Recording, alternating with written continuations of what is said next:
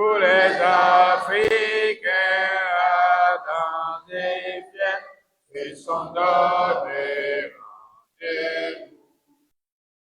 Rassemblement démocratique africain.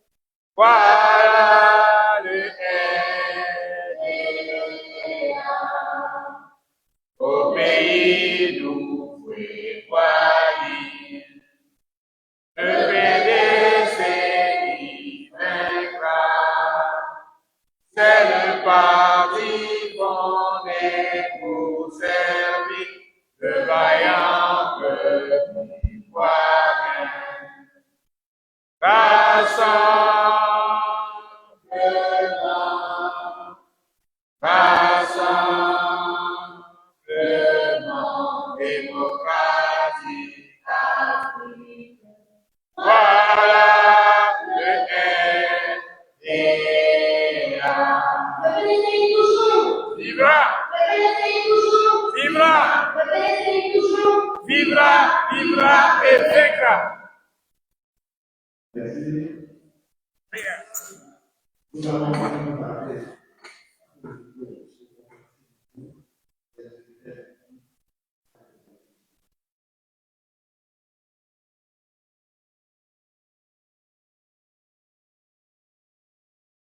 Messieurs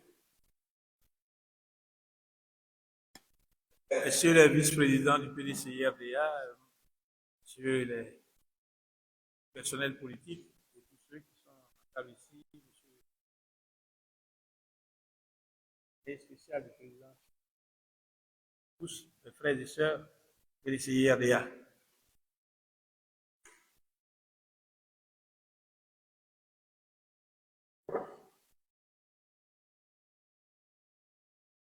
Je vous salue. Cette conférence est importante, elle est très importante parce qu'elle permet, depuis la décision du 8 septembre 2025, de donner certaines positions officielles du PDCI-RDA et aussi d'apprécier cet arrêt, pour donner certaines informations. Je n'ai pas l'habitude, à l'occasion des conférences, de venir lire un papier, donc souffrez, on reste toujours dans cette méthode que je vous propose d'abord. La nomenclature des thèmes que je vais aviser. Petit changement à l'intérieur de ce qui a été présenté sur les réseaux sociaux.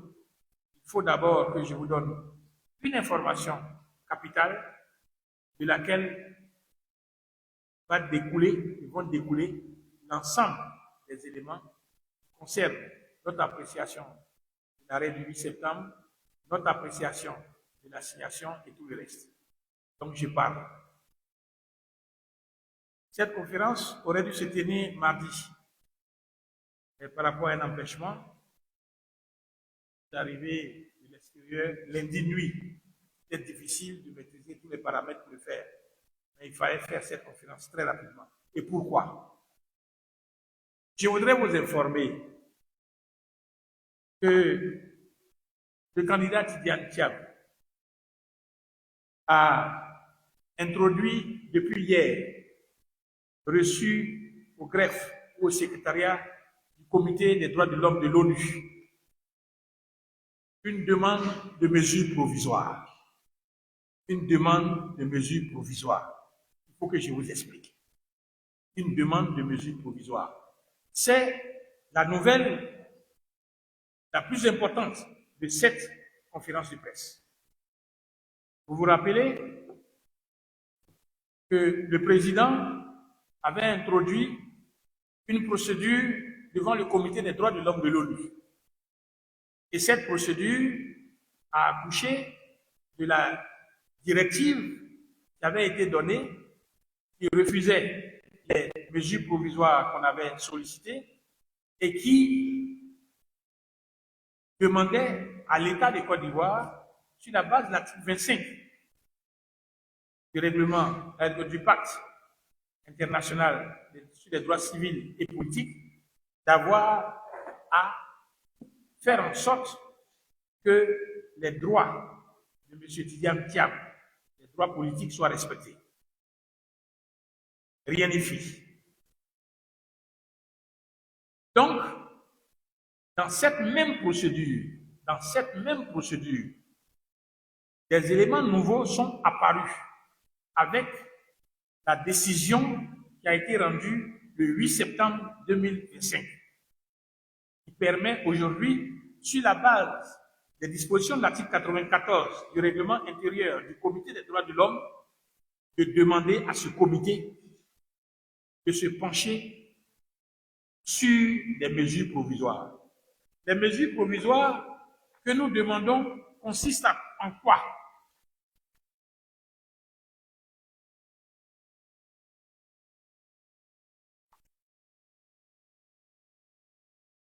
Nous demandons ces mesures provisoires qui sont basées sur l'article 94, alinéa 1er du règlement intérieur du Comité des droits de l'homme. Pourquoi? Simplement pour demander au Comité des droits de l'homme d'enjoindre à l'État de Côte d'Ivoire de prendre d'urgence toutes les mesures nécessaires pour garantir que M. Tidiane Thiam soit candidat à l'élection présidentielle du 25 octobre 2025.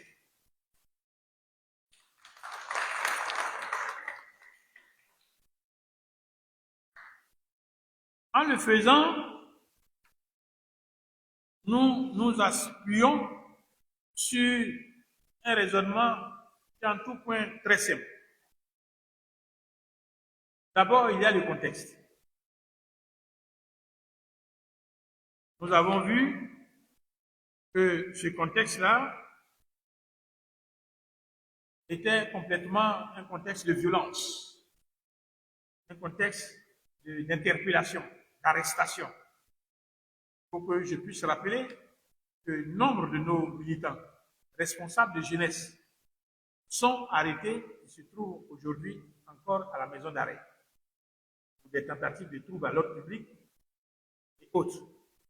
Vous rappelez aussi le cas du jeune Jean-Paul Diabia qui a été rapté au sortir d'une formation qui était donnée par une organisation internationale, rapté par des personnes qui ne portaient aucun insigne, aucun sceau, rien qui pouvait laisser penser qu'ils étaient des agents des forces de l'ordre. Ils l'ont pris, ils l'ont embarqué dans une voiture banalisée. C'est longtemps après qu'on s'est rendu compte qu'il était à la bagarre. C'est dans ce contexte, avec des arrestations de tout le personnel politique de l'opposition, que ce soit des personnalités du PPACI, que ce soit des personnalités du PDCI, il y a un contexte de violence, un contexte de terreur que la force républicaine, par des méthodes de voyous, essaie de faire vivre aux militants. Ça, c'est le contexte. Maintenant, il faut voir la violation des droits de M. Tidiane Thiam. Ça procède de quoi? On nous dit, vous ne pouvez pas être candidat parce que vous n'êtes pas sur la liste électorale. Bon, il n'y a pas de problème. Mais je devais être sur la liste électorale. Comment? Le premier point, c'est l'absence de la révision électorale de 2025. L'article 3, l'article 6, alinéa 3, indique que chaque année, il doit y avoir une révision de la liste électorale pour régler les mutations qui sont intervenues dans le corps électoral. Lors de la conférence qui a été donnée par le président de la CEI, Cubière, le 2 juin 2025, il a dit qu'il ne serait pas possible de procéder à une nouvelle révision de la liste électorale avant l'élection, et que cette révision qui est exigée par l'opposition relèverait de l'impossible. Mais il faut observer qu'aucune explication n'a été apportée pour justifier cette position de principe, sauf à vouloir empêcher la candidature de M. Tidiane Thiam. Il faut rappeler qu'en 2010, en 2015, en 2020, en année électorale, élection présidentielle, des révisions des listes électorales ont pu se faire en juin, juillet, ou même en août, sur une durée d'1 semaine, 2 semaines, de telle sorte que cette impossibilité qui est invoquée par le président Cubière semble n'être une impossibilité qui est dictée par l'envie de ne pas voir M. Tidiane Thiam figurer sur la liste électorale. Seulement ça. Donc rien ne justifie. Et donc, nous restons dans cette logique pour dire l'arrêt du 8 septembre vient nous dire, au demeurant, il y a lieu de relever que dans le cadre de l'examen de l'éligibilité des candidats à l'élection présidentielle, le Conseil constitutionnel a de façon constante exigé la qualité d'électeur. Ce que nous expliquons, c'est de dire simplement, tu ne peux pas dire que c'est la qualité d'électeur, l'absence sur la liste électorale qui permet d'éliminer tel candidat. Quand, par des procédures malveillantes et des procédures administratives qui sont à ta charge et qu'aucune force majeure ne t'oblige à ne pas tenir, tu refuses de faire la révision de la liste électorale qui devrait permettre à cette personne et à 1000 personnes, 1 million de personnes en Côte d'Ivoire de s'y inscrire sur la liste électorale. Tu ne peux donc pas valablement utiliser cet argument. Et nous estimons, en l'état actuel, qu'il y a un risque majeur de créer un préjudice irréparable pour M. Tidiane Thiam. Ce risque irréparable, c'est de le voir ne pas concourir aux élections de 2027. Donc, l'un mis dans l'autre, cela justifie que nous demandions au Comité des droits de l'homme de prendre une décision d'urgence, une mesure provisoire avant d'aller au fond du dossier, donnant injonction, bien invitant l'État de Côte d'Ivoire, comme le comité l'a fait dans l'affaire Lula, président du Brésil, pour que l'État de Côte d'Ivoire fasse respecter les droits politiques de M. Tidiane Thiam en l'autorisant à être candidat aux élections présidentielles de 2025. Quand je le dis par rapport à la demande que nous avons introduite et qui a été reçue hier, je suis dans une conviction très forte parce que les éléments qui nous ont été donnés d'avoir à partir de la décision, l'arrêt de la Cour du Conseil constitutionnel sont tellement évidents qui permettent d'enrichir notre demande et qui permettent aux juges de ce comité d'apprécier réellement en notre faveur cette requête que nous lui présentons. Lorsque nous avons fait des observations et réclamations que nous avons servi au Conseil constitutionnel, nous savions que le Conseil constitutionnel allait rejeter la candidature. Mais ce que nous recherchions, c'est les motifs de ce rejet, pour pouvoir les utiliser. Quand vous conduisez une voiture, vous ne conduisez pas pour vous seul. Vous conduisez sur la route par rapport à celui qui vient aussi. Donc nous étions sur la route avec le Conseil constitutionnel et nous voulions voir comment est-ce que le Conseil constitutionnel conduisait sa voiture pour venir. Et nous avons vu, au travers de cet arrêt que je vais développer avec vous, en réalité, il y a une mine d'éléments qui nous permettent aujourd'hui d'aller demander au comité des droits de l'homme de prendre une décision afin que M. Tidiane Thiam soit sur le départ pour les élections de 2025. Cette demande est précise. Elle n'est pas dite pour dire respecter les droits selon l'article 25. Il faut dire que Tidiane Thiam est sur de la ligne de départ pour aller aux élections. C'est pour vous dire que c'est pas fini. C'est pas fini. Le droit est de notre côté. Ce n'est pas fini. Nous sommes à l'international. Ce n'est pas fini. Donc c'est cette action, cette demande de mesures provisoires qu'on a introduite avec la signature du patron. Là, déposé, reçu depuis hier à l'ONU. Voilà. Voici où nous allons.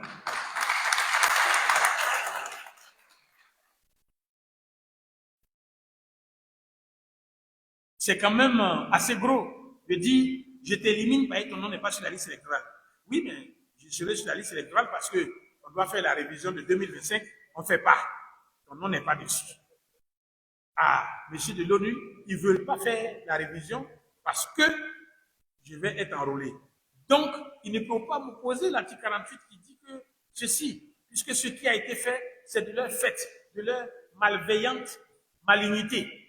Donc, vous ne pouvez pas, messieurs, observer que la révision de la liste électorale se fait chaque année en période électorale. En 2010, en 2015, en 2020, ça s'est fait en juin et en juillet, sur une semaine, sur 2 semaines. Pourquoi on ne le ferait pas? C'est une obligation légale. Mais pourquoi on ne le ferait pas? L'Assemblée nationale a voté le budget. Pourquoi on ne le ferait pas? Non, on ne peut pas le faire, c'est tout. Parce qu'il ne faut pas que Thiam puisse s'inscrire sur la liste électorale. Dans ce cas, monsieur de l'ONU, j'ai un problème. On est en train de me créer un préjudice du fait de leur manœuvre de ne pas me voir sur la liste électorale. Je vous demande de venir à mon secours pour dire simplement que je dois être au départ. Pour ceux qui aiment faire un peu de recherche, allez chercher la décision sur l'affaire Lula. Il était en prison. On disait on ne le met pas sur la liste électorale. La première demande de mesures provisoires a été rejetée. La deuxième, le comité a dit il concourt. Nous allons dans cette direction-là. Nous allons dans cette direction. Nous n'avons pas abandonné. Les juristes n'ont pas abandonné. Le président n'a pas abandonné. D'ailleurs, il a dit qu'il n'abandonne pas. C'est cette nouvelle que le président m'a chargé de vous porter.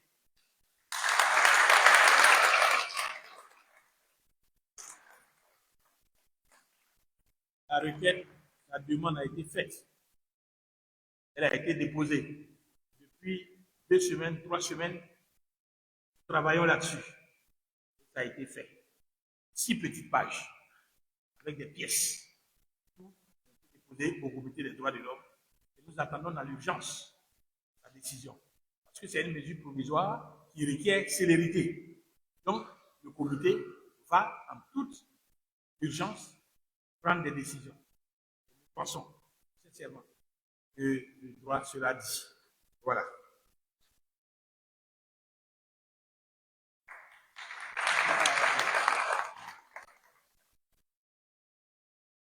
On est à l'international, mais on sera aussi au national ou local. Mais je veux très rapidement avec vous parler de cet arrêt du 8 septembre 2025. Beaucoup de gens, très certainement, qui voudraient qu'on les invite à la table du restaurant, ont fait des appréciations très hâtives de cette décision qui n'honore même pas la justice ivoirienne. Qui n'honore pas la justice ivoirienne. Excusez-moi, l'appréciation que j'ai faite d'une décision de justice procède de ma qualité d'enseignant de droit, procède de ma qualité d'avocat, avant que cela, de ma qualité de député, avant que cela ne soit de ma qualité de responsable secrétaire exécutif chargé des élections. Parce que on publie, on fait fuir des documents de police du ministère de l'Intérieur qui sont d'une interprétation assez douteuse pour dire qu'on ne devrait pas apprécier la décision, critiquer la décision du Conseil constitutionnel. Je, Maître Blessy, avocat, a le droit d'apprécier par rapport au justiciable une décision de justice. Je, Maître Blessy, en qualité d'enseignant, dois pouvoir faire le commentaire de cet arrêt pour les personnes qui en ont besoin. Je, Maître Blessy, honorable Blessy, avocat, j'ai la capacité d'apprécier l'application des règles de droit que nous sortons à l'Assemblée nationale. Et je, en tant que Maître Blessy, chargé des élections au PDCI RDA et de la veille juridique, j'ai le droit d'apprécier une décision qui a été rendue par le Conseil constitutionnel. Et cela d'autant plus que les observations et réclamations qui ont été déposées devant le Conseil constitutionnel ont été signées aussi par moi. La domiciliation de mon cabinet, de 4 ou 5 avocats sont à l'intérieur. Donc, il faudrait que je puisse apprécier.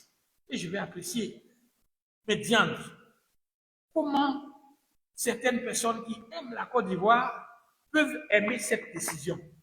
Je ne parle pas de l'élimination de notre champion. Je ne parle pas de l'élimination du président du PPACI. Je ne parle pas de l'élimination de tant d'autres. Mais je parle de la qualité substantielle de la décision, des fondements sur lesquels repose cette décision, de ce que la justice ivoirienne devait être fière de ce qu'une décision de cette nature a été rendue. Cette décision ne doit pas rendre fière la justice ivoirienne, et pour cause. Et pour cause. Premier élément. On dit, et je vais vous le donner, que le pasteur Wilfried Zahui n'a pas eu suffisamment d'éléments pour être qualifié concernant le parrainage. Et le texte nous dit quoi? M. Zahui n'a collecté que 43 415 sur 60 000, soit un déficit de 18 000. Considérant que l'application de l'article 54 du Code qui confère au candidat le droit de procéder dans un délai de 48 heures au remplacement des parrainages annulés pour cause de double parrainage ne peut permettre de combler le déficit de 18 000 parrainages, que par ce fait, le parrainage de 1% n'est pas établi, que la candidature est déclarée irrecevable. Vous, c'est grave. C'est grave. La loi dit, à partir du moment où il y a des doublons, c'est-à-dire que toi, PDCI, tu as eu un parrainage et le même parrain a été utilisé pour un autre parti, un autre candidat. La loi dit quoi? La loi dit, celui qui a déposé le premier, ses parrainages, est celui qui bénéficie de ce doublon. N'est-ce pas? Mais qui établit, qui a décidé le premier? La commission électorale indépendante a fait passer les candidats à tour de rôle. Donc, on sait qui est arrivé le premier, qui est arrivé le dernier. Si M. Zahui a eu des doublons, il a eu des doublons par rapport à qui? Par rapport au PDCI, a-t-il déposé ces éléments de parrainage avant le PDCI? Si c'est avant le PDCI, il devrait pouvoir bénéficier de ces candidatures, de ces parrainages, au détriment du PDCI. Cela n'est pas dit. On dit simplement, il y a des doublons. Donc, ces doublons-là sont rejetés. C'est grave. On devrait appeler M. Zahui, ou bien le candidat, pour lui dire, vous avez des doublons. Il dit, c'est avec qui? Il dit, c'est contre tel parti. Il dit, mais j'ai déposé avant lui. Et puis, il bénéficie de ça. Rien n'a été fait. Les candidats n'ont pas été appelés. Rien du tout. Deuxième élément plus grave. On dit, tu as un déficit de 18 000 parrains. Mais moi, moi, Conseil constitutionnel, j'estime que 18 000 en 48 heures, tu ne peux pas le faire. Donc, tu es recevable. Aïe.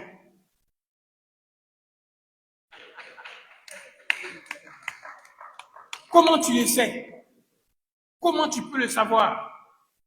Chaque candidat censé a fait établir les parrainages avec une réserve, une provision. Quand on vous dit que le PDCI a fait 169 000, mais non, nous avons une réserve plus grave encore qui est là. Le IFU, tout, le bélier, mais ils ont fait près de 7%, bien 8%. Mais on ne pouvait pas tout intégrer. Nous avons besoin de prendre tout le territoire national. Donc partout où on était arrivé à 2%, à 3%, on arrêtait de prendre pour les IFU, pour les béliers, on mettait en réserve pour prendre tout le reste. Donc, les partis politiques et les candidats avaient en réserve beaucoup de parrainages. Et nous avions beaucoup de parrainages en réserve, et notre réserve même dépasse ce que le RHDP a eu. Oui.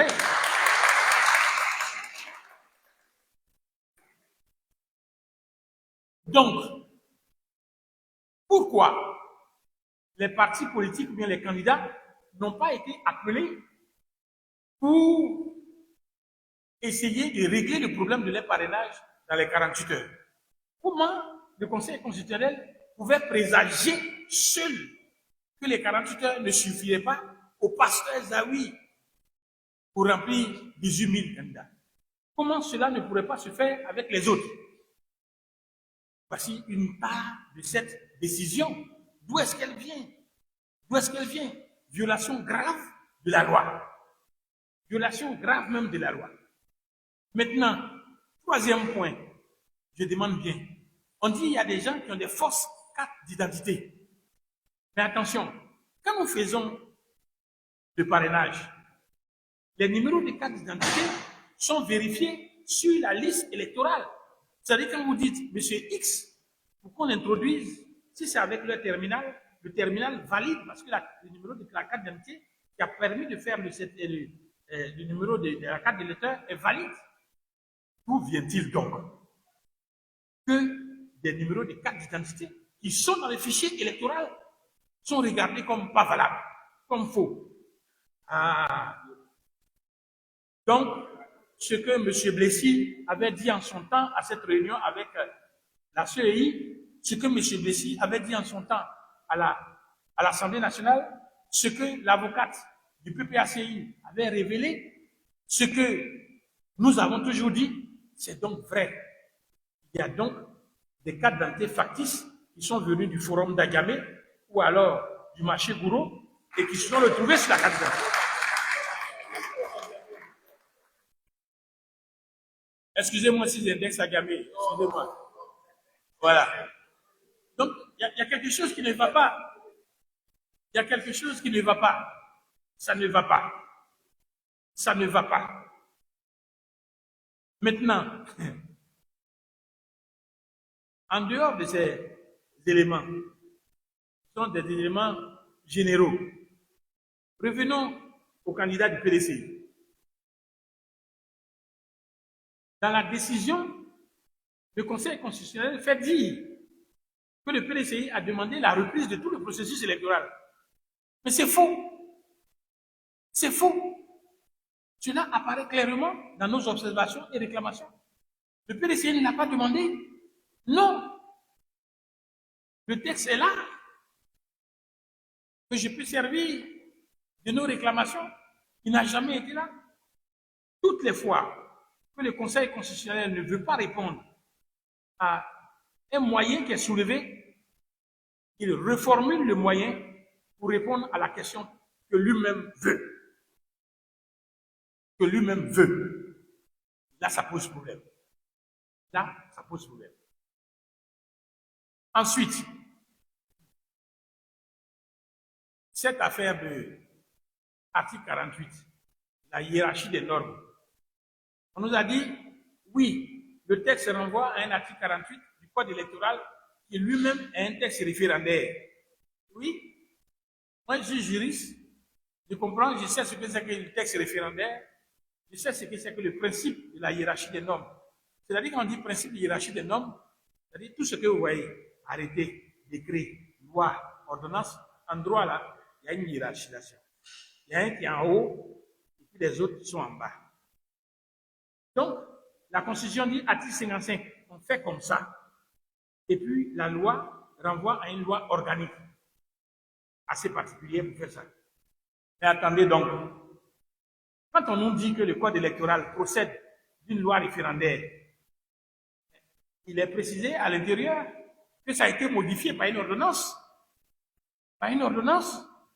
Le parallélisme des formes voudrait que une loi référendaire soit modifiée par une procédure référendaire.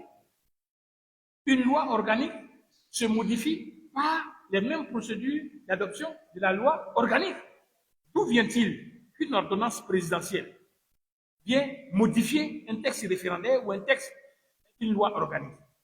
Regardez, à l'Assemblée nationale, je prends en témoin ceux qui sont plus anciens que moi, à l'hémicycle.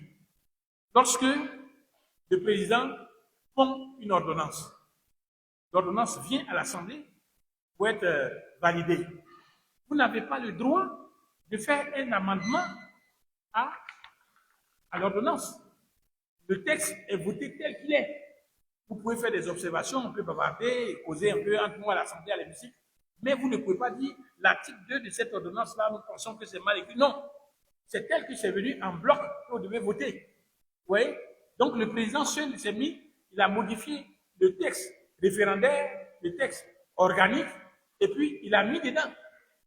Est-ce que le texte référendaire qui a été modifié par une ordonnance demeure un texte référendaire? Mais attendez, c'est du droit. Et avec ça, on a trouvé des professeurs qui sont à l'université de Korogo qui disent le droit a été dit correctement. Mais qu'est-ce qu'ils enseignent à leurs étudiants? Parce qu'il faut aller dans le détail de la chose. Il faut aller dans le détail de la chose. Il ne faut pas prendre les choses globalement. Lorsque la loi est référendaire, elle est modifiée par une procédure référendaire. Lorsque c'est une loi organique, elle est modifiée par une procédure de loi organique. Lorsque c'est... Voilà, c'est aussi simple que ça. Maintenant, quand on renvoie à l'application du code électoral, est-ce que le code électoral est demeuré un code ou bien une loi organique, alors qu'elle a été touchée par une ordonnance présidentielle? Ça ne marche pas. Voilà, ça ne marche pas. Et puis, on continue dans cette décision. Messieurs les journalistes, quand vous allez rendre, il faudra pouvoir dire que Blessy dit que cet arrêt ne fait pas honneur à la justice ivoirienne. Non seulement dans sa rédaction, mais surtout dans les éléments de droit. Attendez. Donc, le Conseil constitutionnel dit que lui seul n'a pas la plénitude de juridiction. C'est difficile à comprendre. C'est difficile à comprendre. C'est une tendance, sinon quelque chose de définitif dans la jurisprudence électorale et dans la légistique électorale, que l'organe qui est le Conseil constitutionnel, qui juge de la régularité, a une plénitude de juridiction. Une plénitude de juridiction, ça veut dire quoi? Ça veut dire que cet organe doit juger tous les éléments qui lui sont apportés pour la régularité des élections, pour la régularité de l'expression des suffrages. Donc, il ne peut pas dire « je ne suis pas juge de ceci », que c'est seulement le conseil, la commission électorale qui doit pouvoir le faire. Ce n'est pas possible. Ce n'est pas possible. C'est un recul et une ignorance grave. Je vous donne là, ici, lecture d'un élément de jurisprudence du Conseil constitutionnel sénégalais, considérant que s'il est vrai que la Cour suprême est juge de l'excès des pouvoirs des autorités exclusives exécutives, le Conseil constitutionnel, juge de la régularité des élections nationales, dispose de la plénitude de juridiction en matière électorale sur le fondement de l'article 92 de la Constitution et que cette plénitude de juridiction lui confère compétence pour connaître de la contestation des actes administratifs participant directement à la régularité d'une élection nationale lorsque ces actes sont propres à ce scrutin. C'est du droit, ça. C'est de la réflexion de profondeur. C'est des juristes. Je vous envoie quelque chose d'autre. Le Conseil constitutionnel kenyan nous dit ceci. Dans les affaires Kiwalal et autres, et Union of Indian Association, la Cour suprême de l'Inde a par exemple déclaré que le terme élection est utilisé au sens large pour inclure l'ensemble du processus électoral qui comprend plusieurs étapes et englobe de nombreuses, dont certaines peuvent avoir une incidence importante sur le résultat du processus. Ces étapes comprennent l'inscription des électeurs, l'allocation des ressources de l'État, l'accès aux médias, les compilations, les activités de campagne, le vote, le dépouillement, la compilation et la proclamation des résultats. Le juge Georgina Woods, ancienne présidente de la Cour suprême du Ghana, a fait valoir même le même point et a ajouté d'autres étapes lorsqu'elle déclare « Le processus électoral ne se limite pas au vote le jour du scrutin et la proclamation des résultats. Il comprend une série d'autres processus tels que le découpage du pays en circonscriptions électorales, l'inscription des électeurs, l'enregistrement des partis politiques, l'organisation de l'ensemble du système électoral pour gérer. » Pour dire que le refus obstiné du Conseil constitutionnel de Côte d'Ivoire de prendre sur lui ce qu'on lui donne. Je suis le juge et j'ai une compétence de pleine juridiction. C'est-à-dire tous les éléments qui concourent à la régularité des élections, j'en suis juge et j'en contrôle la régularité. Vous ne pouvez pas dire que vous n'êtes pas responsable de la tenue d'une RLE en 2025.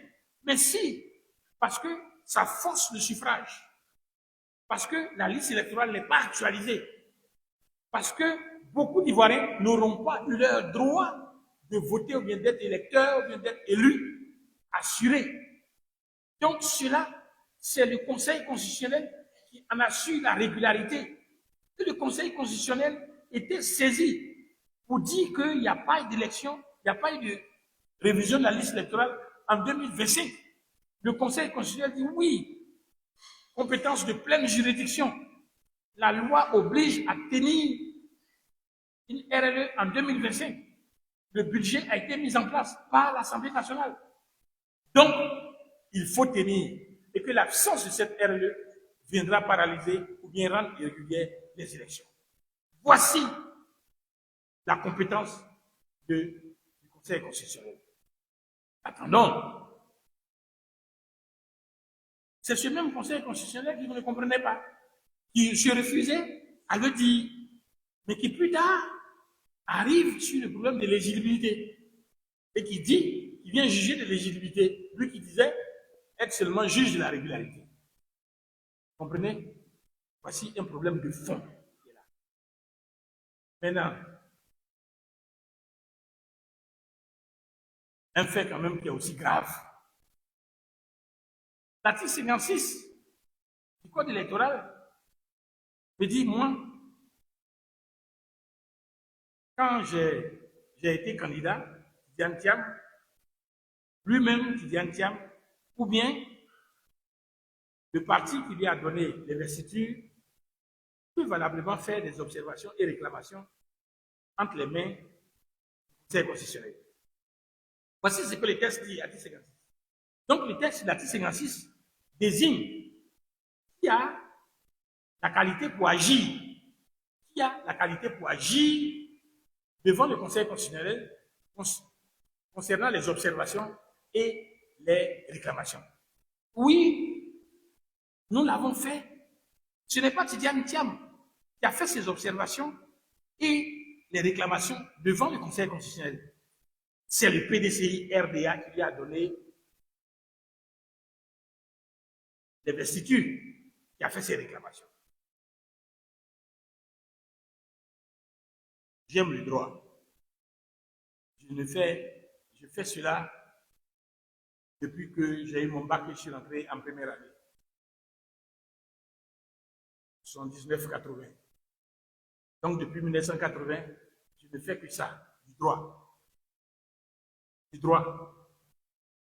J'ai plaidé devant les CIRDI, à Washington, à Paris. J'ai plaidé devant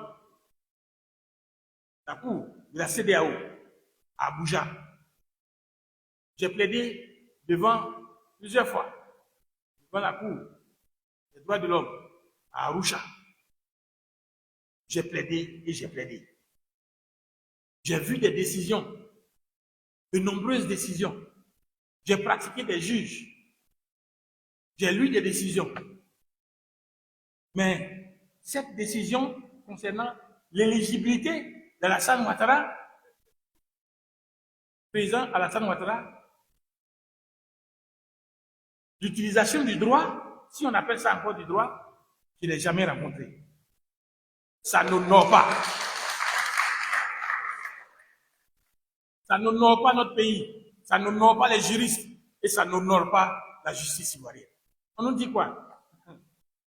Oui, le PDCI a fait une réclamation, des observations. Et puis quelle observation on a pu faire même avec le PPACI? On ne s'est pas concerté, hein? Pas du tout. Nous étions au cabinet, 5 avocats, 5 avocats, 3 extérieurs, et on travaille, jusqu'à faire les observations et les réclamations. On dit, bon, à la fin, là, on présente une requête. On dit la candidature du président Alassane Ouattara, le président Alassane Ouattara est inéligible. Pourquoi? Parce que jusqu'à là, on n'a jamais su s'il a renoncé à sa nationalité voltaïque ou pas.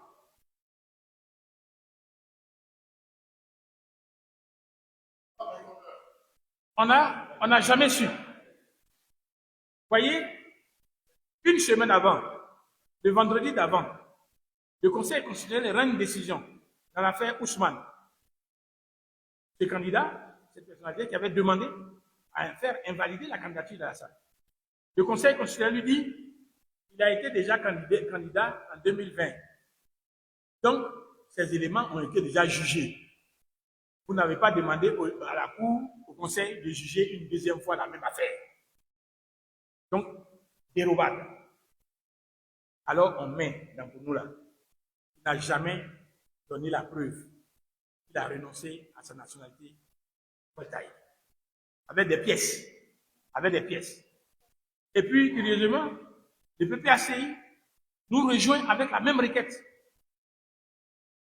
Qu'il n'est pas établi qu'il a, excusez-moi, la nationalité ivoirienne. Et on nous donne la preuve. Le juge dit, bon, comme PPACI et PDCI, vous avez envoyé le même problème, on joint les procédures pour régler ça une seule fois. Et puis, au moment où on s'attendait, on nous dise, oui, il a envoyé la preuve qu'en 1930, il a renoncé à la nationalité voltaïque. Non, on ne nous dit pas ça. On nous dit, parce que notre candidature a été déclarée irrecevable, alors nous n'avons pas qualité pour agir. Mais ce n'est pas du droit. Messieurs, dames, ce n'est pas du droit. Ce n'est pas du droit. C'est-à-dire, en droit, on peut trouver des dérobades. On peut trouver des arguments, un raisonnement. Ça peut être faux, mais tu le tiens quand même et tu installes ta conviction là-dessus. Mais prendre quelque chose qui est aussi évident dans la loi pour venir dire autre chose, c'est que vraiment, c'est grave. C'est grave. L'article 56 désigne qui a qualité pour agir. C'est le candidat ou alors le parti qui l'a investi. Dans notre cas, c'est le parti qui l'a investi qui a fait l'observation. Le texte de l'article 56 ne dit pas que l'exercice de ce droit est assujetti plus tard à la réception favorable de la candidature que tu as investie. Non, il dit que tu as le droit simplement d'écrire, le droit de faire des observations, de faire des requêtes. Donc notre qualité à agir était là. était là. Mais je pense que là, il n'y avait pas une égalité entre les différents candidats du point de vue de l'appréciation du Conseil constitutionnel. Et là, le Conseil constitutionnel, dans son raisonnement, a erré complètement. Et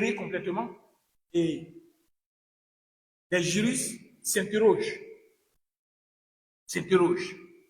sur cette décision qui a été ainsi rendue. On pourrait passer la journée à décortiquer cette décision. Vous avez écouté le préfet Vincent Toby.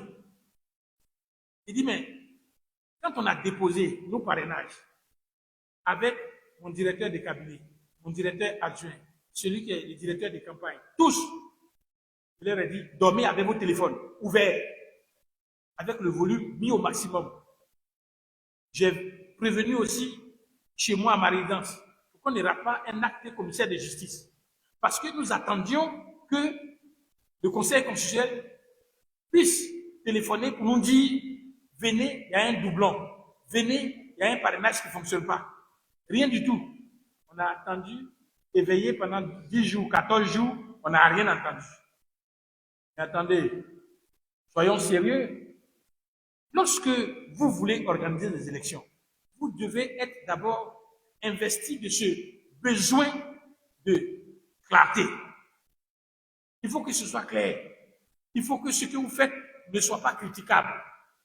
Il faut que tout le monde soit là. Mais alors, dites-moi, quand ils ont dit qu'il y a eu doublon, que ton parrainage n'était pas bien fait, qui a vu? Qui a vérifié? Qui a vérifié? Nous étions sur le terrain. Nous avons fait le parrainage. Nous étions sur le terrain. On n'a pas vu RHTP sur le terrain? Non. On a fait 1 mois, 2 mois sur le terrain. On ne les a pas vus sur le terrain. C'est en combien de jours ils ont fait les 85 000? Et comment? Est-ce qu'on peut vérifier? Et puis comment certains candidats, dont les militants ne peuvent même pas remplir une boîte d'allumettes, peuvent avoir réussi et que le candidat du PPAC qui est représenté au plan national n'a pas réussi? Il y a à s'interroger. Lorsque vous mettez le doute dans l'esprit des gens, les suffrages qui vont venir seront toujours contestés. Alors, je voudrais dire ici, je ne suis pas en train de lancer un appel à l'insurrection. Non, ce n'est pas l'habitude du PDG-IRDA. Mais je voudrais pouvoir dire que ce n'est pas fini. Ce n'est pas fini. On ira avec vous être dans cette collusion jusqu'à la gare.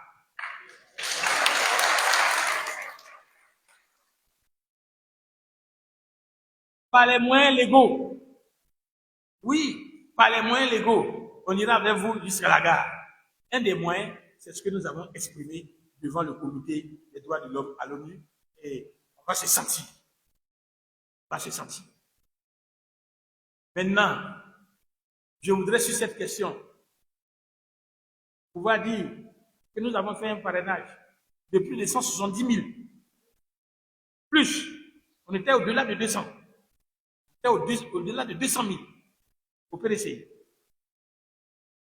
Le doyen des allées est là.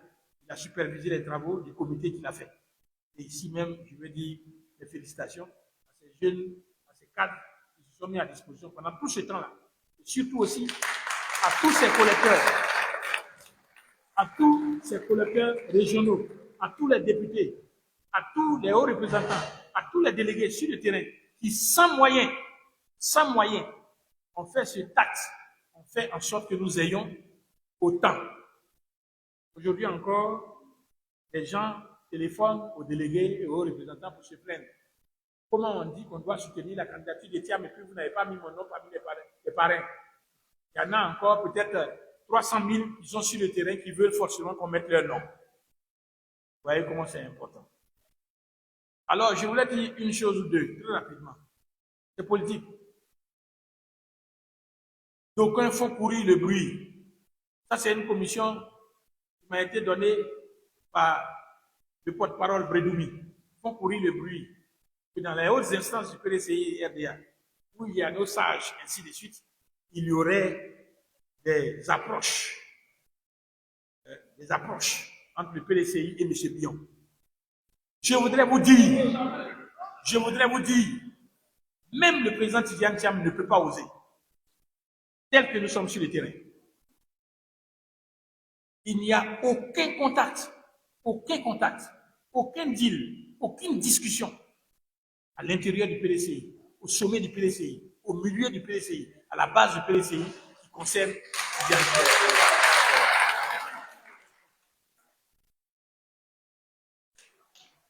Concerne Bion. Il n'y a rien. Même pas. Il ne faut pas qu'ils rêvent. Il ne faut pas que ceux qui disent ça rêvent. Ça ne peut même pas se faire. Deuxièmement, que je veux dire, on a dit que je remets ma candidature au président du PPACI. Je remets ma candidature au président du PDCI. Je remets ma candidature au président du FPI. Certains problèmes, va régler ça au PPACI. Ne viens pas nous déranger. Ne viens pas nous déranger. Je crois que vous me comprenez. Vous me comprenez. L'axe de l'Est n'est pas un axe pour le PDCI RDA. Donc, soyons calmes. Troisième élément que je veux dire, c'est un point personnel. Gardez-vous. Tous ces jeunes dont nous voyons le dos et qui se réunissent tous les vendredis pour venir faire une déclaration ce vendredi, mettre en cause la haute direction du parti, on a vos noms, à votre identité. Vous avez reçu un appui financier avant-hier. Alors, le PDCI vous attend. Le PDCI vous attend. Qu'on se comprenne bien. Ils ont compris. Ils ont compris. Voici donc les points que vous devez retenir. 1. Nous avons introduit une demande de mesure provisoire au comité des droits de l'homme. Ça a été reçu hier, très bien reçu même. Le président vous salue depuis les États-Unis. Comment il peut arriver là-bas? Il est parti quand même. Voilà. Et puis, voici une décision qui n'honore pas la justice ivoirienne, mais qui contente ceux que ça favorise. Et puis, je ne peux pas vous laisser comme ça sans parler de cette assignation.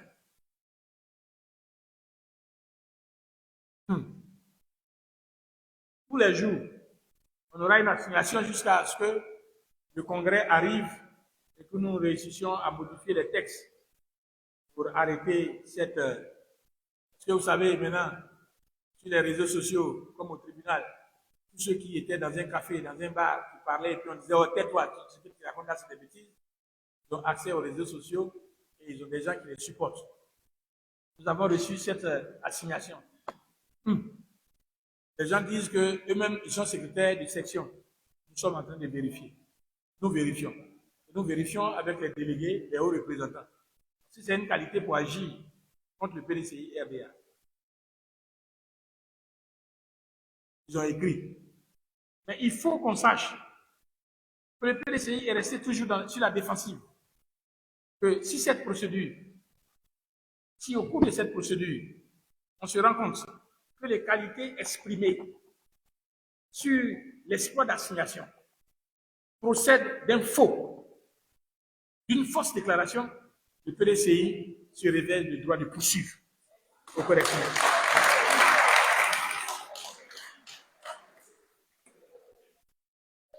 Ça suffit. Ça suffit.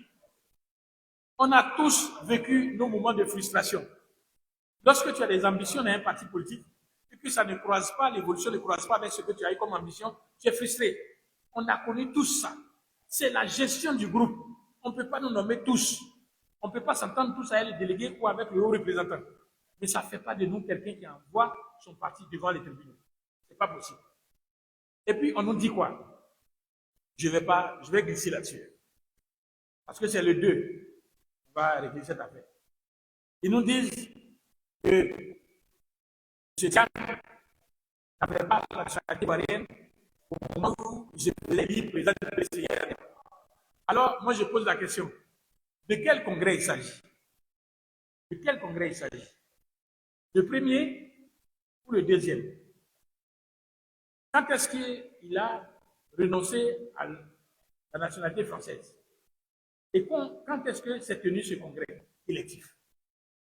Voilà les questions qu'il faut poser avant de dire ça. Et puis, après, on nous dit, il a fait le congrès même. Il n'y avait même pas le président du congrès. Aïe. Nous sommes suivis par le ministère de l'Intérieur. Nous travaillons et nous rendons compte au ministère de l'Intérieur parce que c'est un groupement politique. La loi sur les groupements politiques et les partis politiques oblige à certaines procédures. Se retrouvera au tribunal. Et puis après, ils disent, d'ailleurs, il a trop duré à l'étranger. Donc, s'il a duré, ça veut dire qu'il ne peut pas assurer matériellement la gouvernance du PDCI RDA. Alors, je pose la question. Y a-t-il une règle qui oblige le président à rester ici?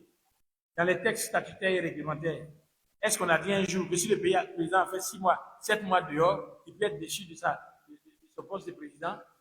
Et puis, en 2025, est-ce qu'on apprécie la présidence et la gouvernance comme on appréciait en 1930?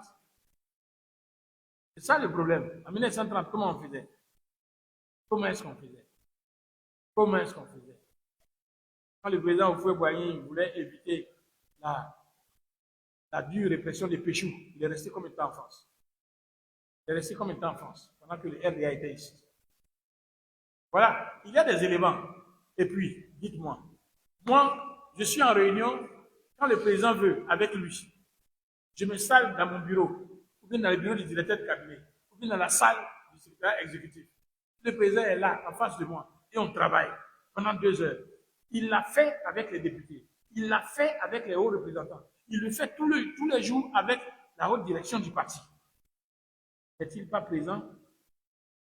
Bien, la présence dont on parle, c'est une présence au raisonnement archaïque. Vous dites il faut qu'il soit là, comme ça, pour que l'on puisse faire ce qu'on projette de faire. Alors, attendez. Donc, voici les questions qui sont notre lot quotidien. Des procédures arriveront encore. Parce que beaucoup n'ont pas encore digéré certaines défaites. On suscitera, on fera venir, mais il faut que nous soyons forts. Le PDCI, beaucoup n'arrivent pas encore à intégrer de nouveaux systèmes. Il y en a, comme en son temps, ils prenaient les voitures et puis se retrouvaient à Daopro. Ils racontaient ce qu'ils voulaient. Et que l'âge avancé du président créait une vulnérabilité qui faisait qu'il nous aimait nous tous et donnait à chacun. Beaucoup veulent avoir ce pouvoir-là, cette place-là, auprès du président Tchad. Ils veulent l'avoir pour faire ça. Il y en a qui viennent au PDCI avec, dans la tête, l'idée, toutes les fois qu'on organise un congrès, on organise un bureau politique, il faut qu'il soit là où il y a la logistique, où il peut avoir de l'argent pour sortir là.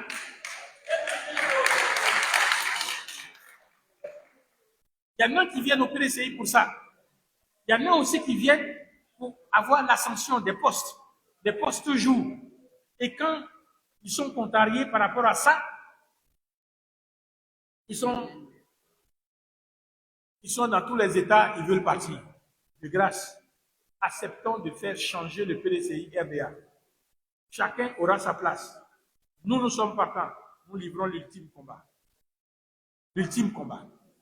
Donc, c'est sur cette assignation-là. Ça ne donnera rien. Le 2 octobre, ce sera juste la rentrée judiciaire. Le juge viendra, si tout fonctionne correctement, pour nous dire, voici, nous avons une assignation. Oui, celui qui a débrouillé l'assignation a payé la consignation. Il a fait ceci, il a enrôlé correctement, l'affaire est devant moi. Bon, voici ce qu'on fait. Le 5 octobre, PDCI, vous répondez à l'assignation. Le 12, monsieur, vous répondez à la réplique du PDCI RDA.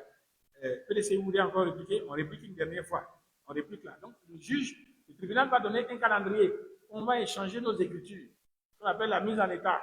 Et puis, le juge dira, bon, le 30 octobre, j'arrête les échanges d'écritures et puis je vous donne une date à laquelle je vais rendre ma décision. Voici où on s'en va. Où on s'en va. Mais je répète, il faut qu'ils soient vraiment des secrétaires de section. Il faut qu'ils soient des militants du PDCI RDA. Parce que ma main sera lourde. On ira au tribunal correctionnel si cela n'est pas. Voici donc les éléments. Maintenant, le dernier élément, je vais juste l'entrouvrir. Je n'irai pas dans les détails parce que sa mise en place n'est pas encore complète. C'est un élément de procédure locale. Comment? Alors que tu n'as pas fait la RLE de 2025, tu peux convoquer le corps électoral des élections d'octobre 2025. Le code de la liste électorale n'est pas correct, n'a pas été mise à jour. Rien. Il y a près de 7000 personnes au niveau de Tumodi Demogro qui ont leur certificat de nationalité et qui n'ont pas pu être inscrits. Il y a autant dans les districts de Lagune, partout. Il y a au moins 2 millions à 3 millions d'Ivoiriens qui ont leurs papiers et qui attendent la RLE de 2025. Parce que la loi oblige à tenir cette révision. Ces personnes ne pourront donc pas voter. Donc le suffrage qui est fait sera fait sur la base d'une liste électorale qui n'est pas juste, qui n'est pas actualisée. Dans ce cas, ça ne peut pas marcher, les suffrages ne seront pas corrects.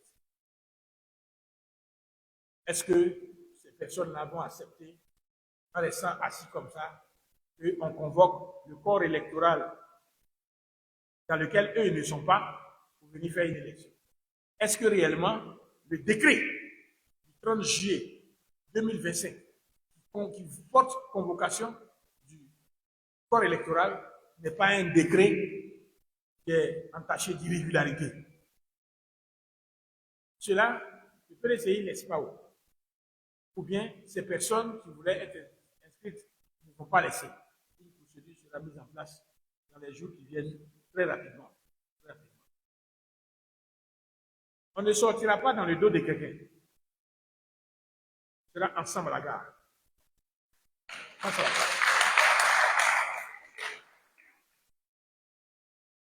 Depuis hier avant-hier, on distribue dans nos circonscriptions les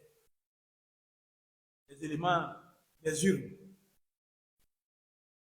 Ils sont sûrs de leur affaire. Hein. Donc moi, vous ne voulez pas que je sois sur la liste électorale. Je suis ivoirien, j'ai tous mes papiers. La loi vous oblige à faire révision de la liste électorale. Vous ne faites pas. Vous dites, je ne suis pas sur la liste électorale. Et puis vous allez faire une élection sans moi. Nous-mêmes, on va voter aussi. On va voter aussi. Le 25 octobre, on sera là tous le soir à attendre la proclamation des résultats. Parce que notre candidat aura été candidat.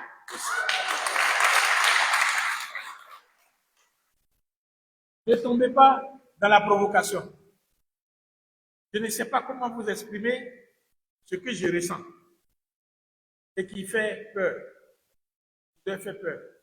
Parce que depuis quelque temps, il y a des fuites sur les réseaux sociaux, des messages de police. La police si secrète. Il y a des messages du directeur de la police ou bien du ministre de l'Intérieur qui sont sur les réseaux sociaux. Des contenus très menaçants. Et tout ça. On organise les fuites de tout ça. Ne nous installons pas dans la peur. Nous avons le droit pour nous. Qu'ils ne se disent pas que nous irons casser dans la rue. Non. Nous ne sommes pas dans cette logique. Pas du tout. Le PDCI est un parti responsable. Nous irons avec eux dans la logique qu'ils veulent imprimer. Nous utilisons les voies légales. Ils ne nous empêchent pas d'exprimer notre droit. Si tel est que la loi autorise à s'exprimer de cette façon. Nous irons avec eux dans le droit. Mais on n'arrivera pas au résultat qu'ils escomptent. Si vous voulez gagner des élections, organisez des élections claires pour que tout le monde participe clairement et puis vous gagnez, vous êtes content. Quelle joie vous aurez après avoir gagné ça contre les 4 que je vois. Alors, messieurs, dames, le président Thiam vous salue. Je salue votre courage. Je salue ce que vous êtes déterminé. Il m'a dit de vous traduire sa foi et ma foi, que rien ne restera comme beaucoup pensent être en train de le conduire. Nous serons ensemble aux élections. Nous serons ensemble le 25 octobre. Nous serons sur la liste, sur le départ. Mais nous avons obligation de dénoncer toujours tous ces errements qui n'honorent pas nos institutions. Cet arrêt du 8 septembre n'honore nullement la justice ivoirienne. Nullement la justice ivoirienne. Mais c'est vrai, certains intérêts peuvent conduire à tordre le cou du droit. Merci.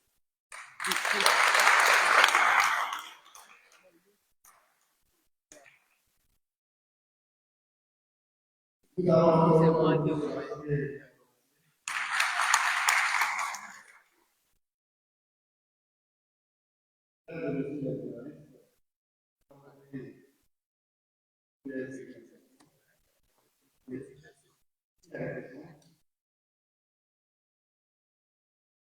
au niveau de la règle générale,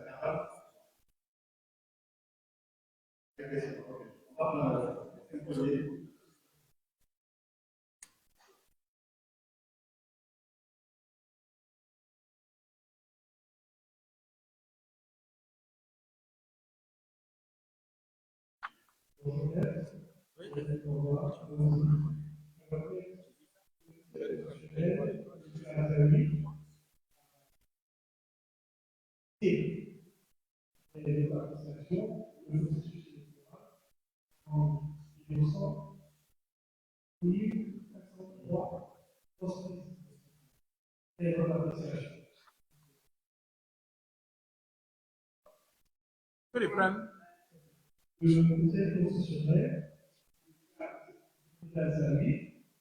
a dénoncé une fraude qui était utilisée dans le pièce du groupe de l'Union.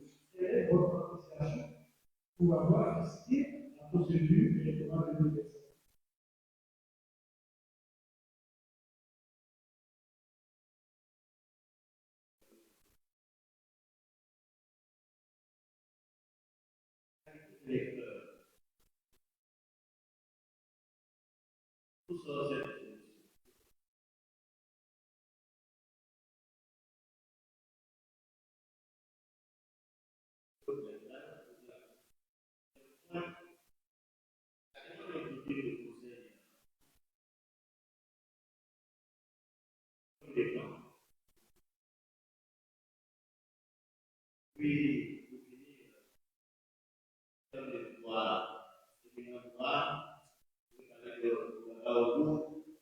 Élaborer la Constitution requiert s'ériger en plénière de campagne électorale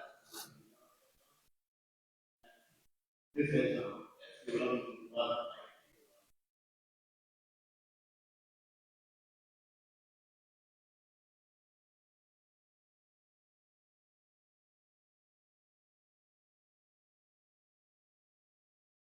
Robert de Juillet, à une fois, vous avez dit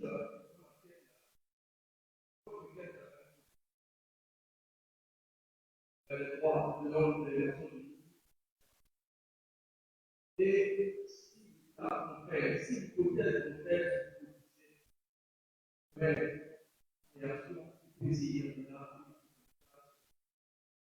puis, la dernière occupation, on peut savoir que la présence du président est appelé le président à se vérifier comment vous appréciez cette chose.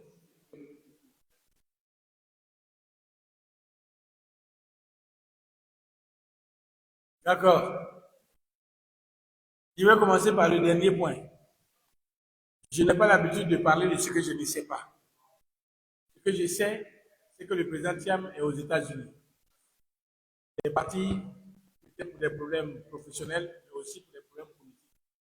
Est-ce que, comme le disent les réseaux sociaux et certains articles, les journaux, est-ce que c'est la présence du président Thiam qui aurait décidé le président Hassan Ouattara à ne pas être aux États-Unis? Je ne sais pas.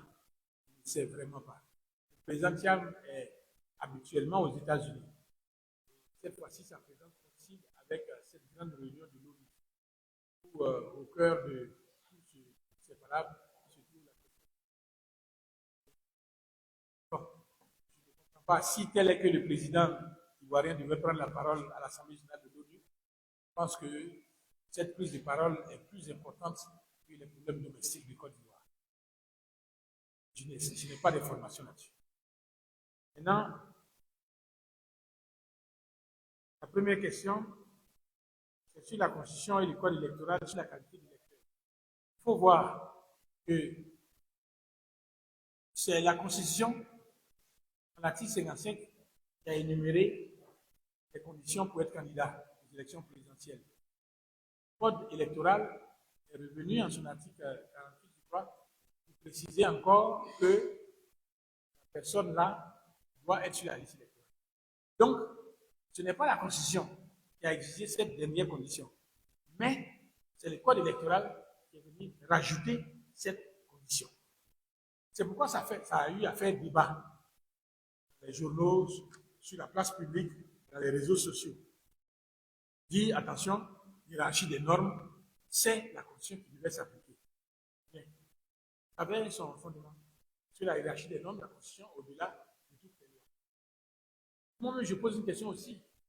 Bon, si la Constitution est là, est-ce qu'une ordonnance ou bien une loi même dite organique doit pouvoir en rajouter à la Constitution? Non, la Constitution est la norme fondamentale, même si on dit les modalités de cette disposition vont être précisées par une loi organique, bien, la loi organique vient seulement préciser et ne crée pas une nouvelle norme pour en rajouter à la norme supérieure. C'est mon avis. Maintenant, on me dit non, la Constitution, quand vous partez dans la Constitution française, vous ne voyez pas que pour être candidat à la présidence française, il faut être tant, il faut être tant. On ne voit pas ça dans la Constitution. La Constitution française renvoie directement à un texte organique, une loi organique qui fixe les conditions. Or, chez nous, on a fixé d'abord les conditions et puis on a dit, on renvoie au texte organique.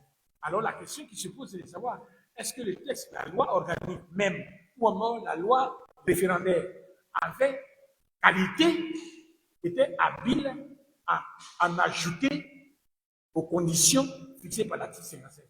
Voici là le débat. Et le deuxième point de débat aussi, c'est de dire, mais attention, une loi organique, bien une ordonnance, n'a pas la même qualité qu'un décret. Un décret vient fixer les modalités d'une loi. Une ordonnance n'a pas cette mission, n'est pas habile à faire cela. Troisième point, c'est ce que j'ai développé tout à l'heure, mais attendez, vous dites que c'est une loi organique à laquelle on renvoie. C'est une loi référendaire qui peut, le plus peut le mieux, on le prend. Mais pour modifier la loi référendaire, il faut utiliser la procédure référendaire.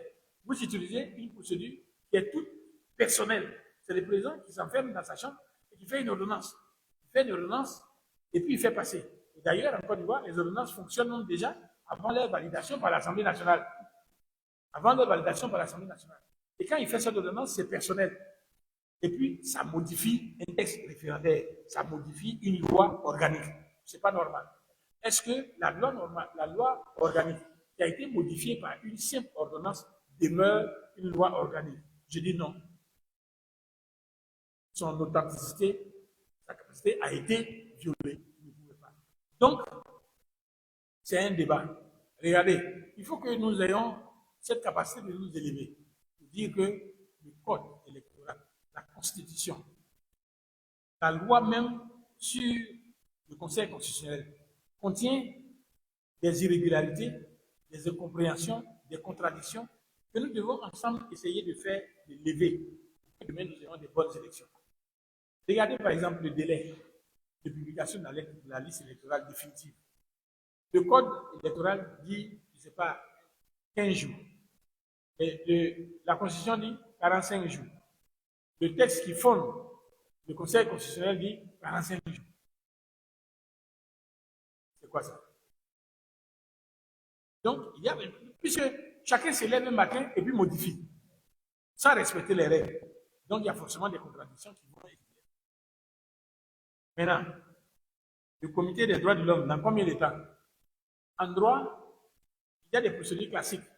J'ai saisi le tribunal. On a saisi le comité des droits de l'homme. Le comité des droits de l'homme a dit, pour juger du fond, sur ce que tu es en train d'invoquer devant lui, je demande à l'État de Côte d'Ivoire de nous envoyer ses conclusions, peut-être en janvier ou ainsi de suite. Vous avez observé que le délai même était après les élections. Mais à l'intérieur de tout ça, il y a des procédures d'urgence. Pour que le droit que tu veux préserver là ne soit pas préjudicié par rapport à la longueur du temps. On te met dans des procédures qui ressemblent à des référés. Le référé, c'est justifié par l'urgence et la célérité. Il y a urgence parce que ce que tu dois protéger là, si le juge n'intervient pas vite, ça va être gâté. Ils vont créer le préjudice. Ce que nous avons, je dis, on ne devait pas m'exclure de temps en temps. Mais monsieur, ils ne veulent pas faire la RLE parce qu'ils ne veulent pas que je sois dedans. Or, en ne faisant pas la RLE, ils viennent me poser un article pour dire que je ne suis pas éligible parce que je ne suis pas sur la liste électorale. Vous voyez la manigance. Donc, monsieur, il y a un risque imminent de préjudice. Le risque imminent de préjudice, ça veut dire quoi? Ça veut dire que le 25 octobre, je ne pourrais pas être candidat. Donc, j'aurais subi un préjudice énorme si ce délai-là passe. Je vous supplie, venez rendre une décision d'urgence. C'est ça qu'on appelle les mesures qui sont provisoires en attendant les mesures définitives de la décision finale. Et donc, le juge tient compte de cette urgence, de cette célérité, et rendra la décision très vite. Très, très vite. Très vite. Je ne peux pas vous dire d'ici la fin du mois, mais je pense que ça devrait intervenir dans ce laps de temps, largement avant. Maintenant, dans le cas où la décision du comité n'est pas... Je voudrais vous dire, je ne fais pas une procédure pour la perte. Un avocat ne fait pas une procédure pour la perte. J'y mets tout mon optimisme et je mets tous les moyens pour gagner la procédure. Et je dis, la procédure qui a été mise en place et qui a été reçue par le comité des droits de l'homme est une procédure qui tient, qui a des moyens solides, qui a des éléments solides qui peuvent attirer leur favorable attention pour rendre une décision dans le sens que nous voulons. Vous comprenez la nuance? Ça, c'est mon engagement d'avocat. Pas tenu par une obligation de résultat. Mais je dis que fortement, cette obligation de moyens là, je pense que ça peut marcher. Si ça ne marche pas, là, c'est les hypothèses que vous êtes en train de faire. C'est les hypothèses que vous êtes en train de voir. On utilise le droit. Je ne peux pas jouer au charlatan. Si ça ne marche pas, il y a d'autres trucs dans la trousse, dans les manches. On travaille. Je vous ai dit qu'il y a une procédure locale qui va se mettre en place avant la fin de la semaine. Rapidement, avant la fin de la semaine. Et puis on continue. Nous, on continue de travailler. On continue de travailler beaucoup. Voilà.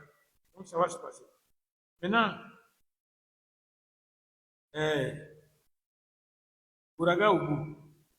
Non. C'est un aîné, bon constitutionnaliste. Il a été un des experts qui ont rédigé la nouvelle constitution. Il avait en son temps, comme le ministre Bakongo, donné son avis sur l'impossibilité pour le président Alassane Ouattara de faire un troisième mandat ou un quatrième mandat. Aujourd'hui, pour celui dont le verbe devait permettre de rester dans la régularité et dans la légalité, son verbe a été prostitué pour se retrouver sur une table de la case. On fait les choses avec morale. On fait les choses pour que demain nos enfants puissent être fiers de nous.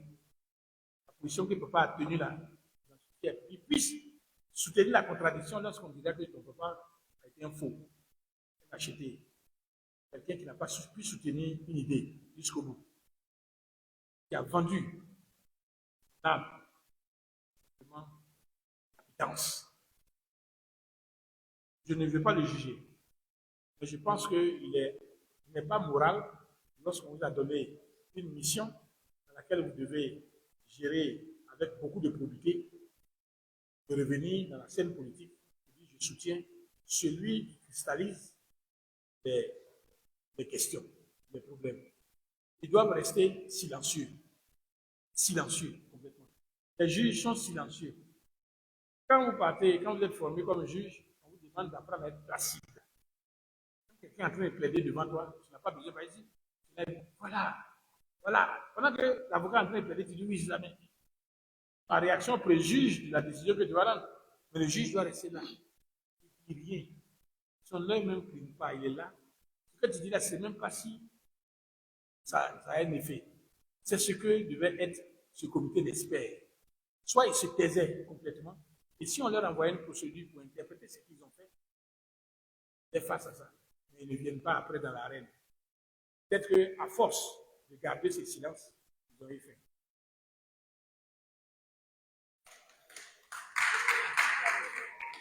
Y a-t-il une question à laquelle je n'ai pas répondu? Oui? Oui! Je vous renvoie, essayez de voir sur YouTube l'intervention du ministre, qu'on appelle du pasteur Zawi. Il dit, il prend acte, il ne se plaint pas. Mais les 18 000, là, on devait lui donner les 48 heures.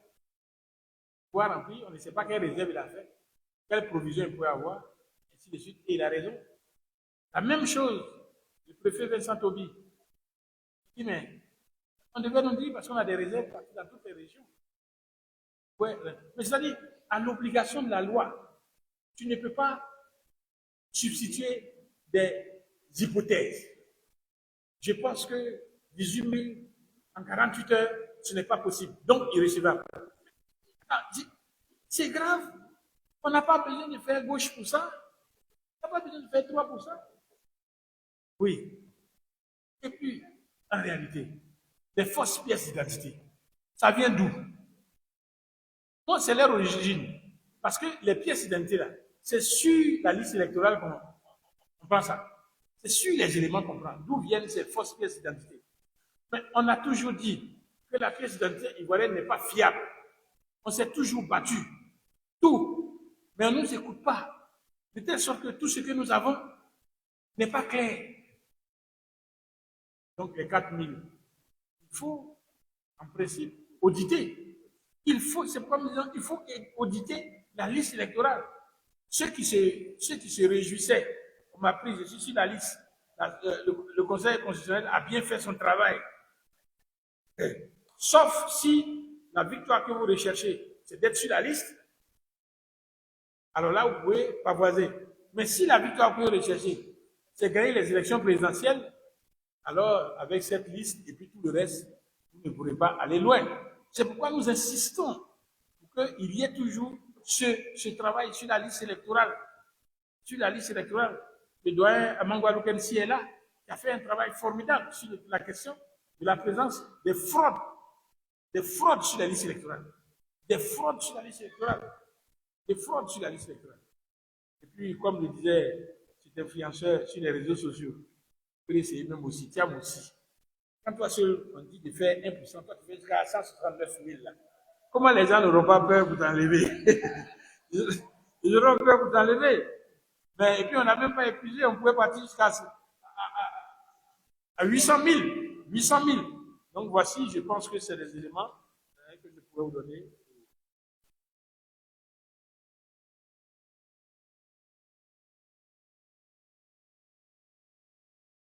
Bien.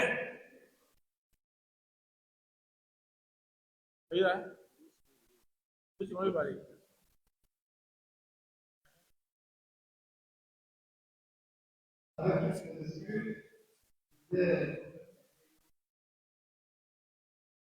Une contribution.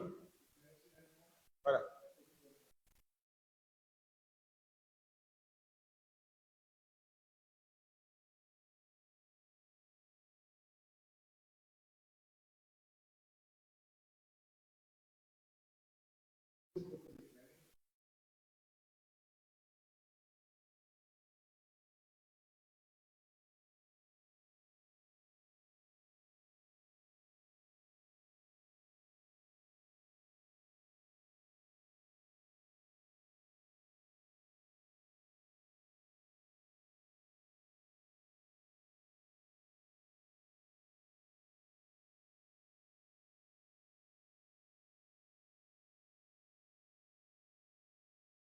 Bon, d'accord. J'étais en train de rechercher les observations et les réclamations qu'on avait pu faire.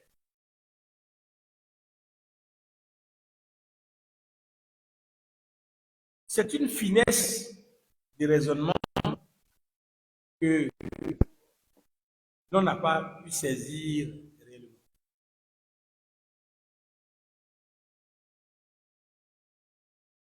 Je suis là.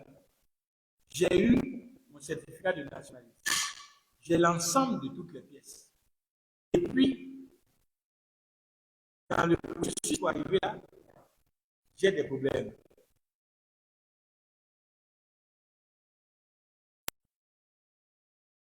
Cette décision, cette texte, dans les jours qui viennent, je vais faire la discussion. Pour les réclamations, observations du PDC, que vous puissiez vous en expliquer et puis savoir réellement ce qu'on a fait. Que le président fait comme ça, service cette requête. C'est une observation qui fait 16 pages. Là, vous voyez ça. Bien.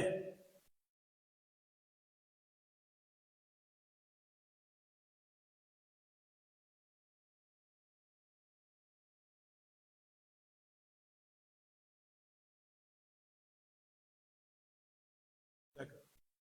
Bien, donc, chers militants, c'est partisans du PDCI RDA, c'est quand vous êtes dans la conviction, dans la forte foi, que ce n'est pas fini.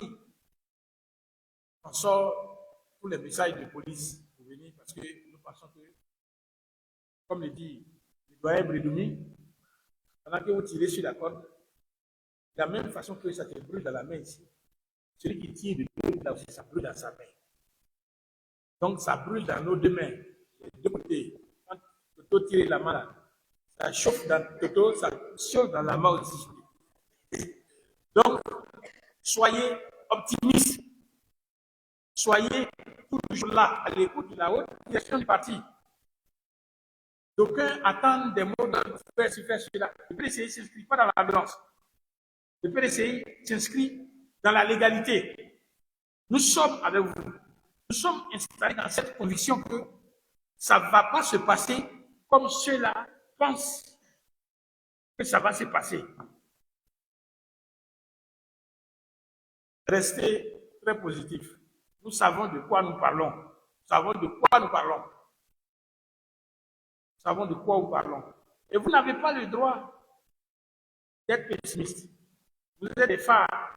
Les autres vous regardent pour asseoir leurs convictions. Mais je voudrais répéter ce que j'ai dit il y a un an et demi. Pour vous tous qui êtes là, que je regarde, je ne pense pas que dans 5 ans, nous serons encore prêts à venir en salle ici, PDCI, vivra. Nous serons toujours PDCI. Mais ce n'est pas sûr qu'on soit là. D'autres personnes prendront les charges de responsabilité. Donc il faut savoir que le combat que vous êtes en train de faire maintenant, c'est votre ultime combat. Et que vous devez le gagner. Vous devez le gagner pour laisser aux images. Nous devons gagner. Nous devons gagner. Nous devons gagner et nous allons gagner. Ça ne va pas être comme ça. Je laisse le vice-président, coordinateur des activités du PDCI, prendre la parole pour...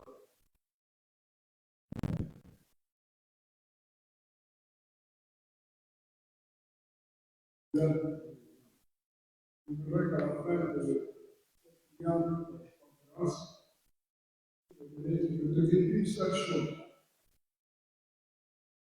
Vous avez pu lire dans le message du 8 septembre 2024. Nous n'abandonnerons jamais la lutte que nous obtenions justice. Nous allons obtenir justice parce que nous sommes dans la vérité. Et pour cela, nous avons besoin de deux qualités. Détermination et unité dans nos rangs. Nous essayons de maintenir la seule arme dont nous disposons. Et j'utilise quelques-uns. Faites-le nombreux et surtout faites-le influents pour nous divertir. Sachez que seuls nous sommes une goutte d'eau. Ensemble, nous sommes un océan. Capables de balayer tout sur notre chemin la justice en respectant la loi et surtout blanche. Nous sommes un parti démocrate, un parti de dialogue, nous avons maintenu le cas. Restez mobilisés et demain nous apprendrons avec le président Diab comme président de la République de Côte d'Ivoire. Merci à tous et à toutes les membres des instances du parti et passez le message à la Côte d'Ivoire comme soir le PDCI is back. Voilà. Merci. Merci à vous tous.